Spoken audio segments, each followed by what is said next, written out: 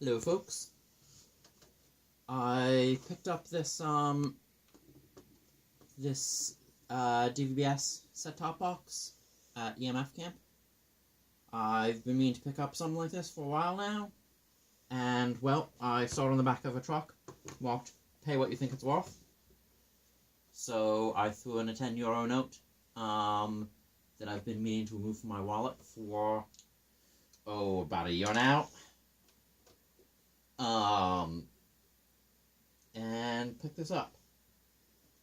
As you can no doubt see, the video output options on it are a bit antiquated, but I'm going to use it mostly over Ethernet anyway, because it really wants to be up in the attic for short RF cables, and thus best possible reception. And, you know, it was there. It claims to run Linux. Cute penguin logo. So I went with it. I'm slightly cheating as much as I have had this open before, but, you know. Anyway, interesting that they left us this nice tray and power connector for a hard drive, but no actual hard drive.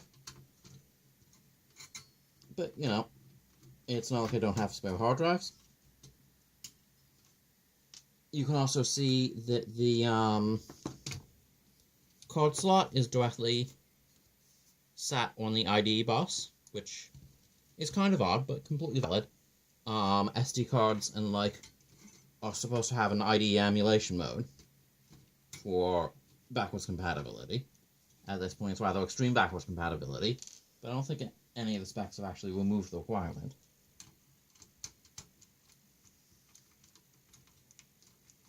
The one feature, well, a couple features that I failed to point out when I was pointing at the back earlier, which let's just do now. It's got actual serial output, Ethernet. It has a loop through on the satellite connector, which means that I can put a DVB-T stick acting as an SDR after it, and use this to control the DISAC output, and thus power the actual dish, which is the one bit that you can't do on a DVB-T SDR, because, you know, they're meant for connecting to an antenna and not to a satellite dish. The T is for terrestrial, as opposed to S for satellite. And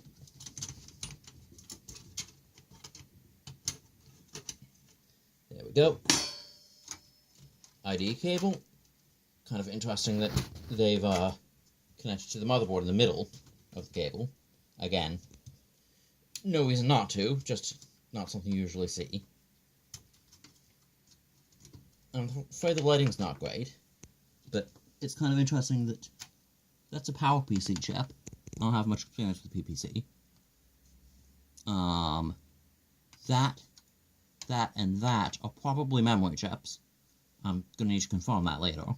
But note that they're all Hyanx brand. That's probably not the correct pronunciation, but whatever.